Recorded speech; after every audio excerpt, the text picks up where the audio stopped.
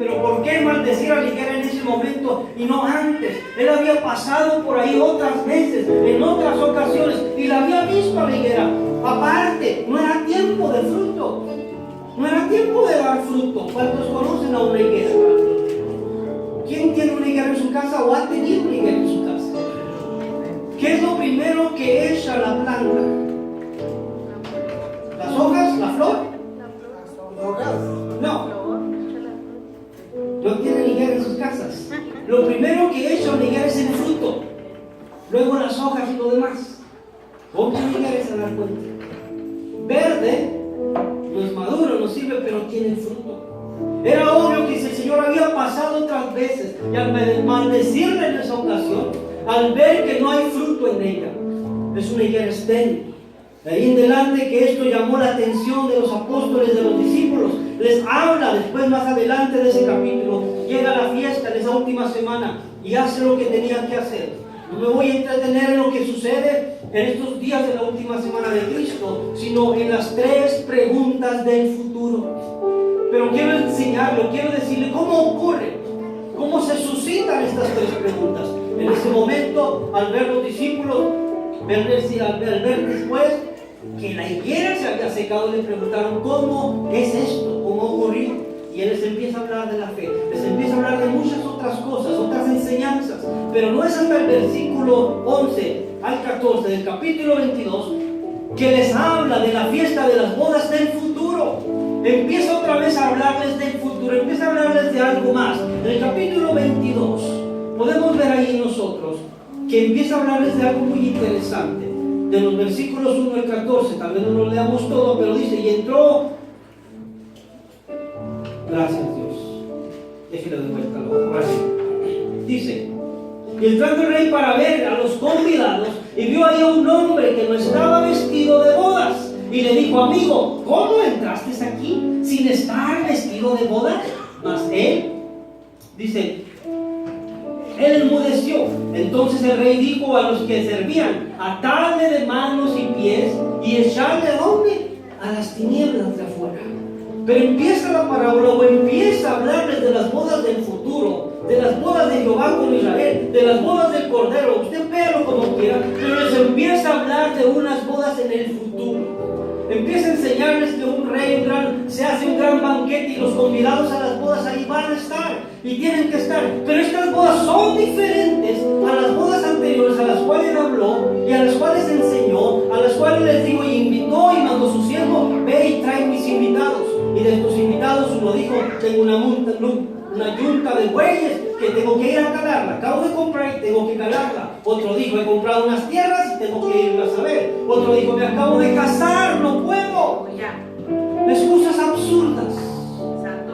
Pero a estas bodas que ahora Jesús les está recordando son las bodas del futuro, donde no hay excusa, donde todos queremos entrar, pero se encuentra con uno ahí adentro, le dice Jesucristo, el cual no está vestido de bodas. Le está hablando de una transformación. Le está hablando 1 Tesalonicenses 4, 13 al 17. Dice que nosotros no pereceremos, no nos quedaremos atrás sobre los que durmieron, sino que en un abrir y cerrar de ojos seremos transformados. Y estaremos para siempre con el Señor. Y estaremos y disfrutaremos de las bodas del Cordero. Y estaremos vestidos de bodas. Y es a través de la transformación por la sangre del Cordero. Solamente así. Por eso es impresionante entender cómo es que éste entró sin estar vestido de bodas. De ahí en adelante los discípulos y la gente no comprendieron su totalidad de qué boda futura se está hablando, de qué reino se está hablando que te pueden lanzar a las tinieblas de afuera. Son las bodas del futuro, las bodas de Dios con su iglesia, con el pueblo de Israel. Sin comprenderlo así, Jesucristo empieza a ver que los discípulos empiezan a poner su cara o su desprecio de voluntariamente ignorar de lo que Él está hablando. Cuando bien lo entendían, Él entonces profetiza contra ellos y contra Israel. Mateo 23, en adelante se hace otra profecía contra ellos. Versículos 34 en adelante empieza a hablarles, diciéndoles de esto. El versículo 33 se dirige a los discípulos y de una manera muy atenta, muy amorosa, muy cariñosamente les dice: serpientes, generación de víboras, ¿cómo escapasteis de la condenación del infierno? Así muy amoroso les habla. Y luego dice: por tanto, de aquí yo os envío profetas y sabios y escribas, y de ellos unos mataron, y a otros crucificasteis, y a otros azotasteis. Y nos vamos rápidamente al versículo 35. Para que venga sobre vosotros toda la sangre justa que se ha derramado sobre la tierra, desde la sangre de Abel, el justo, hasta la sangre de Zacarías, hijo de Berequías, a quien matasteis entre el templo y el altar. De cierto os digo que todo esto vendrá sobre esta generación. Sobre esta generación. Jesucristo profetiza y les dice: sobre esta generación va a caer la responsabilidad de la sangre de los profetas y de todos aquellos que les han traído palabra de Jehová. ¿Y qué sucede? ¿Qué sucede cuando crucifican al maestro? Cuando les pregunta a quién les suelto, a Herodes, perdón, les pregunta a Pilato, cuando les pregunta a quién les suelto, a Barrabás o a Jesús el Cristo. Y la gente a una voz gritan que suelta a Barrabás. Entonces aquel se lava las manos y dijo: no soy culpable de esta sangre, sea sobre ustedes. ¿Y qué gritaron aquellos? Su sangre sea sobre nosotros y sobre nuestros hijos. Se olvidaron de lo que Cristo había profetizado. Se olvidaron voluntariamente de lo que estaba ahí puesto. Ellos sabían cómo el Mesías habría de venir, habría de nacer de una virgen. Ellos sabían lo profetizado de la venida del Mesías, pero voluntariamente olvidaron. Se olvidaron y desearon ignorar. Jesucristo no podía terminar su ministerio sin despertar la profecía, tanto en el pueblo como en Israel. Israel es el reloj profético de la iglesia. De ahí en adelante, que fueron 2000 años. 2000 años que sufrió Israel. Sufrió Israel de nación en nación, de pueblo en pueblo. No podemos olvidar el sacrificio de martirio que hubo por Adolfo Hitler contra los judíos. Entrando en el terreno, entonces, vamos al capítulo 24. Todo esto, hermanos, despierta las tres preguntas más perturbantes de los discípulos, en las cuales no hubo una respuesta concisa. Analicemos hoy el camino del pasaje, hermanos, para encontrar la respuesta a través de Mateo 24 que estamos leyendo. Alabe a Dios si se puede, hermanos. Gracias, Señor. La primera pregunta, hermanos, fue directa y preocupantemente sin respuesta. No fue la respuesta que ellos esperaban. Pero cuando Jesucristo les dice, versículo 2, respondiendo les dijo: ¿veis todo esto? De cierto os digo que no quedará piedra sobre piedra que no sea derribada. El templo. Los discípulos le preguntan: ¿cuándo serán estas cosas? ¿Cuándo sucederán estas cosas? Porque el Señor Jesucristo, en el momento de su testimonio, de su ministerio, en una ocasión les dijo: derribaré este templo en 3 días y en 3 días lo edificaré, lo levantaré. Decían: blasfemias dices. Lo cruzaban de decir que destruirá el templo cuando ellos en cientos, miles de años, no, pero bueno, se inició la construcción del templo en el año 20 antes de Cristo, y todavía en los tiempos de Herodes, en los tiempos de Cristo, seguía en construcción. Pero ¿por qué les llama tanta la atención? ¿Por qué les perturba tanto el que se diga que ese templo, que esa ciudad va a quedar asolada? ¿Qué importancia tenía el templo? Cuando nosotros empezamos a indagar, hermanos, ¿qué era lo que el templo? El templo era la estructura más impresionante habida en el tiempo del Nuevo Testamento. Un poquito de información nos dice que había hecho de bloques macizos de piedras con adornamientos de oro y plata, y en ella se encontraba mármol puro. Tenía las paredes del frente bañadas de oro, la cual brillaba cada vez que salía el sol. Esto era un espectáculo para aquellas gentes. Un templo bañado con oro. No se diga la puerta llamada la Hermosa, que sus ornamentos eran tallados en oro. Los judíos, Israel, el pueblo, más que adorar a Dios, adoraban su templo. Era un orgullo, era una cosa hermosa, era una de las 7 maravillas del mundo, si usted lo quiere nombrar así. Entonces era algo interesante que Jesucristo en el versículo 38 del capítulo 23 les hablara acerca de esto. En el 38 el Señor les dice claramente, y aquí veis todas estas cosas. Dice, he aquí vuestra casa, pero nos es dejada desierta. Vuestra casa os es dejada desierta. Esa frase perturbó a los discípulos de la gente. ¿Cómo que esta casa va a ser quedada desierta? ¿Cómo que va a ser destruido todo esto? El problema estaba aquí en los discípulos, los fariseos y toda esta gente. Tenían puesta su confianza en ese templo, en aquella obra magnífica, en aquella obra gloriosa.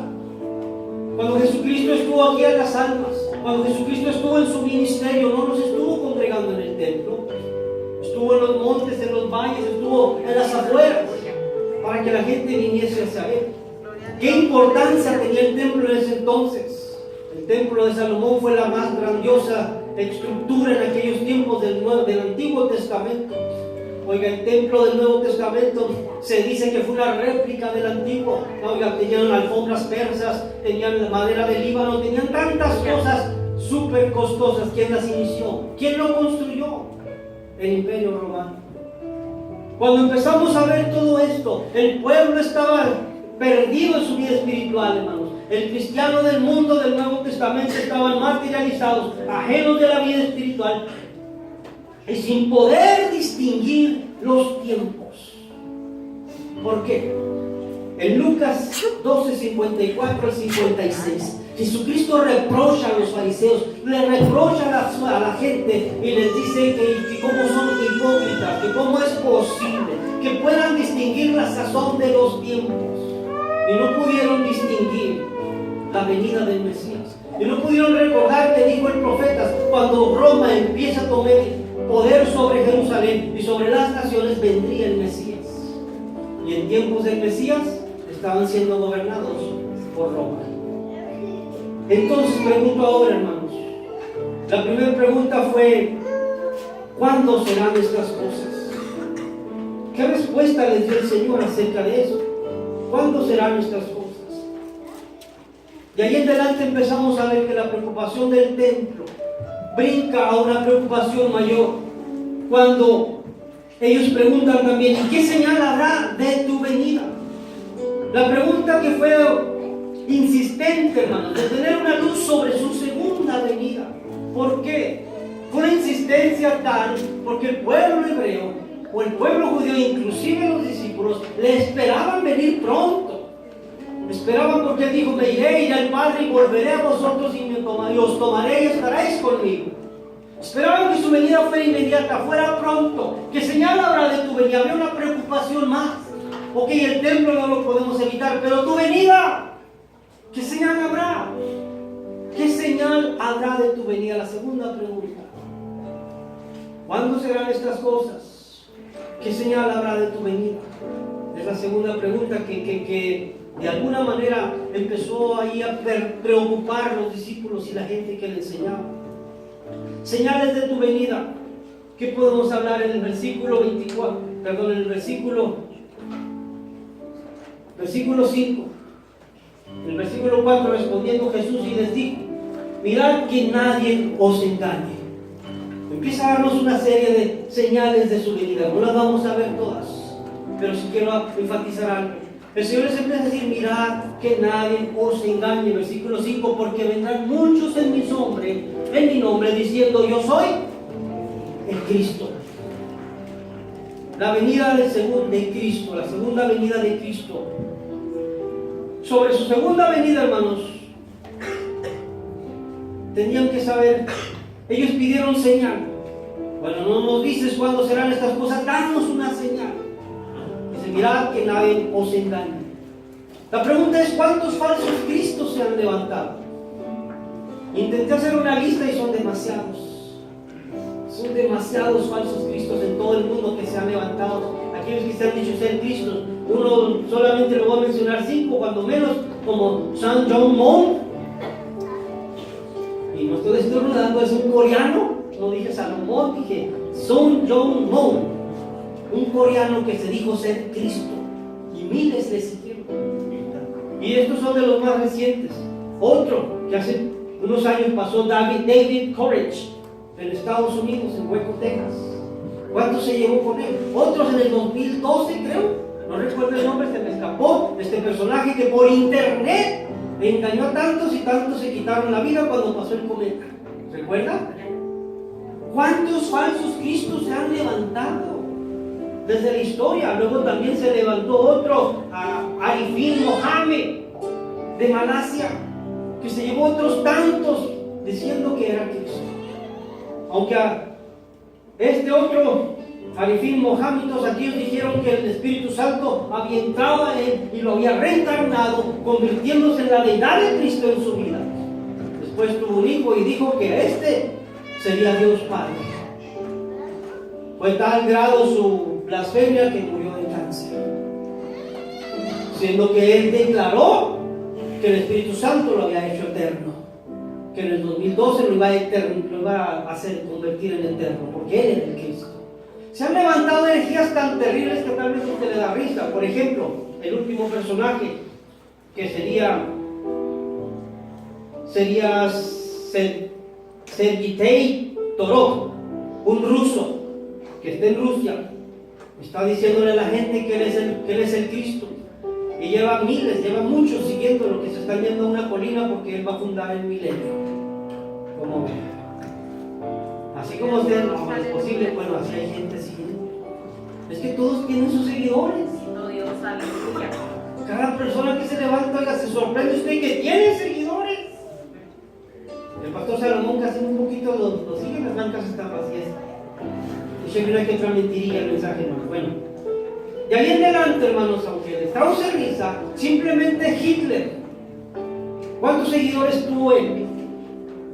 85 millones le creyeron a Hitler y le siguieron así, masacrando 35 millones de judíos.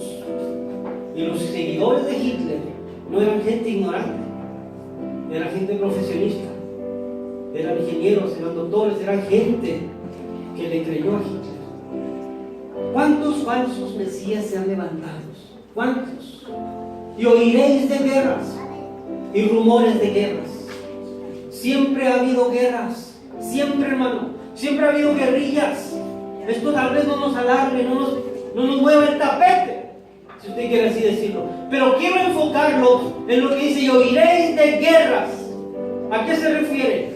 Quiero notificar en este pasaje que el siglo XX en el que estamos viviendo es declarado el siglo de las guerras. ¿Por qué? Porque el 28 de julio de 1914 a noviembre 11 de 1918 se desató la Primera Guerra Mundial, donde murieron de 10,000 a 30,000 civiles, sin contar soldados. Fue la Primera Guerra Mundial, hizo estragos, hizo desastres. Siempre ha habido guerrillas, pero donde todas las naciones se involucren, donde se llame guerra mundial, no ha ocurrido más que en el siglo XX en delante. Después, no fue la única, la Segunda Guerra Mundial, 1939 a 1943, ambas guerras con un periodo de 4 a 5 años de duración. Pero en la Segunda Guerra Mundial, ya una guerra más potente, más feroz, más atroz, esta se llevó entre los pies, ¿verdad?, de 50 a 70 millones de personas. Una cantidad exagerada de gente. Y pregúntese usted si murieron sin Cristo. Millones de gente. Segunda Guerra Mundial. De ahí en adelante dice: y oiré de guerras y rumores de guerras. Mirad que todo esto acontece, pero aún no es el fin, porque se levantará nación contra nación y reino contra reino. ¿Qué se me dice de eso? La nación contra nación, si no son los árabes contra otras naciones, ya mandando talibanes y mandando terrorismo y haciendo todo aquello. Obviamente no existía la palabra terrorismo en el Nuevo Testamento, tal vez, pero es lo que está ocurriendo en nuestros días. Está sucediendo en nuestros días, cosa que no se observaba ni se oía años atrás. alguno de nuestros hermanos adultos de 70 años por aquí, por arriba, que nos diga que en su niñez se oían estas cosas? ¿Alguien puede decirnos? Dice la hermana Berta que no, ya descubrió su edad. No, no se oía. Se oyó de la guerra mundial, oyó de aquellas cosas, pero de terroristas de ahorita, de lo que está sucediendo. No se oía. ¿Qué nos trae? ¿Qué nos empieza a ver aquí? Dice, porque se levantará nación contra nación, reino contra reino. Todo esto será solamente principio de dolores. ¿Qué es lo que significa será principio de dolores? Cuando el pasaje, cuando el Señor está hablando de esto, significa, amado hermano, que como una mujer está a punto de dar a luz, que estará a punto de dar parto, ¿y qué pasa? Sus contracciones cada vez son ¿qué? ¿Cómo? Más fuertes. Y el dolor es más intenso. Entonces, ¿por qué decimos por ahí, Juárez para Cristo? No, Señor, nunca. No se va a dar. Un remanente en Juárez para Cristo sí lo hay, pero Juárez no va a ser para Cristo. Ni México, mucho menos. Ni Estados Unidos. Porque aquí la Biblia me enseña que es principio de dolores, que va a ir de aumento en aumento la maldad, el problema, la situación, las guerras, va a ir de aumento en aumento, como los dolores de parto. No cesarán hasta que Cristo venga. Esto no va a mejorar. Las guerrillas, hermanos, del narcotráfico, de lo que usted quiere y guste, no va a parar. Sí, oremos por nuestros gobernantes, oremos por la iglesia, oremos por las almas. Puede orar para que Dios lo detenga, sí se vale, pero no va a parar, entiéndalo de una vez. Son principios de dolores solamente. Y nosotros no estamos pasando casi por nada de lo que pasa en otros países. ¿Cuántos misioneros están dando su vida, la vida de sus hijos, por el evangelio? ¿Cuántos misioneros hay en Arabia que ven sus hijos descuartizar por ser misioneros, por llevar el evangelio? ¿Cuántos? Y no han rehusado el evangelio. Dice aquí, y esto será solamente principio de dolores. Luego me voy al versículo 14, dice, y será predicado el evangelio del reino por todo el mundo. ¿Y qué pasará? Para testimonio a todas las naciones, y entonces será el fin. Y entonces será el fin. ¿Usted cree que el evangelio ya fue predicado, hermano? ¿Sí o no? Usted dice, alguien dijo que no. Bueno, entonces fue en vano lo que hizo Billy Graham. ¿Cuántos se acuerdan de lo que anduvo haciendo Billy Graham? Creo que fue este año pasado que terminó. Predicando por todas las naciones. Se agarró, no sé si fue un periodo, hermano Salomón, de 2 o 3 años que le tomó. ¿Cuánto? Más, ¿verdad? Pero lo logró, terminó este año pasado. No se quedó una sola nación donde no hubiera una predicación masiva del hermano Billy Graham, traducida obviamente al idioma de donde iba. No hay una sola nación ahorita, hoy en día, que no haya escuchado el evangelio. Alábenle o diga ouch. Pero despierta iglesia. Nuestros tiempos no van a mejorar. La vida cristiana que yo vivo, que tú vives, es lo que tiene que mejorar. Es la calidad de vida cristiana, la nuestra, la que tiene que mejorar. El mundo no lo va a hacer. La vida social, los gobiernos no van a cambiar para mejorar. Ellos van a empeorar de vez, tal vez van a empeorar más, porque están esperando que un gobierno venga y arregle la solución del mundo. Esto tiene que ocurrir, está escrito y va a pasar así. De esa manera entendemos entonces que el siglo XXI ha sido denominado como el siglo de los desastres, donde llegan los terremotos, donde llegan los huracanes, donde llegan los tsunamis. Se me lengua la trabó. Los tsunamis, ¿verdad? Tsunamis, santo Dios. El terremoto en Chile, hermanos, movió el eje de la Tierra 1.2%. Lo movió, de ahí en adelante los ¿cómo se dice? Los sociólogos, la gente esta, cuando estoy informándome, ¿mande? Esos personajes nos enseñan que cada vez que se mueve el eje de la Tierra, los terremotos, los huracanes, los temblores de la tierra vienen con una gravedad más alta. Se empeora, o sea, cada vez van a venir más altos, como el dolor de la mujer en parto. La cosa está empeorando. Después entendemos también que hubo otro, un tsunami, dice el hermano, un tsunami que ocurrió en Japón, provocando una inundación de 5 ciudades en Japón, derramando así materiales con radioactividad. Isaías nos habla que en aquel tiempo Jehová castigará la tierra y sus carnes serán desmenuzadas, quemadas vivas. No tenía él, Isaías, las palabras para decir que iba a ser radiactividad, pero todo estaba en la palabra. Las cosas no van a mejorar, iglesia. Las cosas tienen que ocurrir como está escrito. El Señor Jesucristo les habla a los discípulos de estas cosas del futuro, de estas cosas que tienen que ocurrir. Mas sin embargo, les aseguro que no todos pudieron comprender de lo que Él estaba hablando. Y luego, después de no comprender esto, el Señor le pregunta: bueno, Señor, una tercera pregunta, ¿qué señal nos das del fin del siglo? ¿Qué señal nos das del fin del siglo?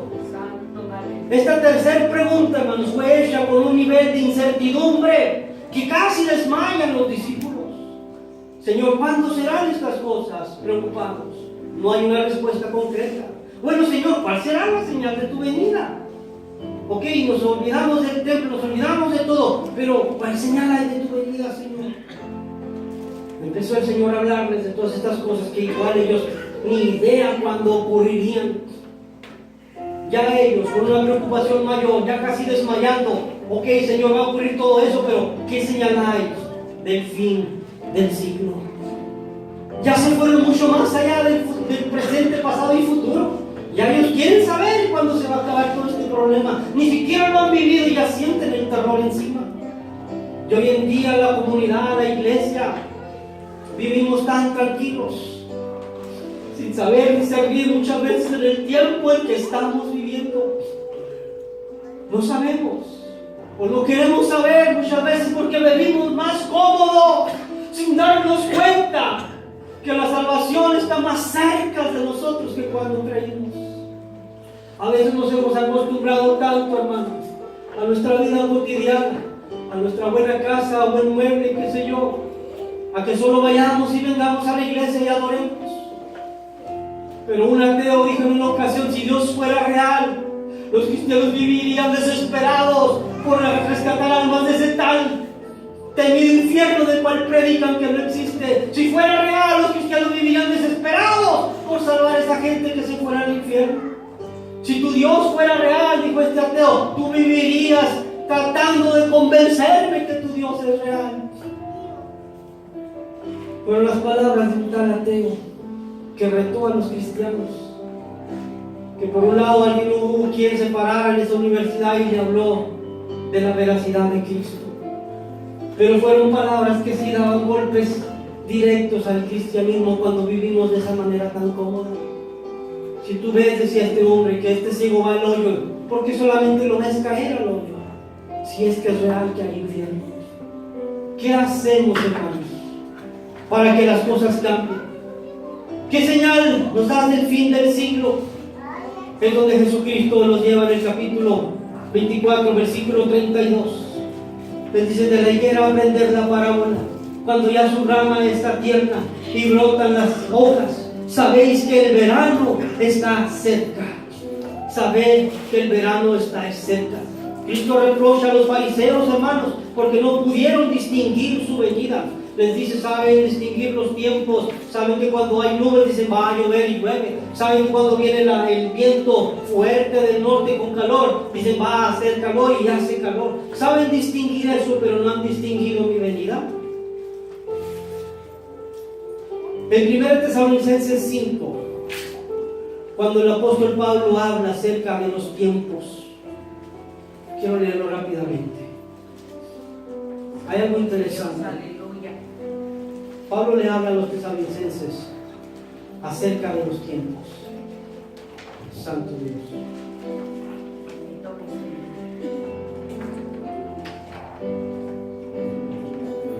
Gracias, Dios. Alábale.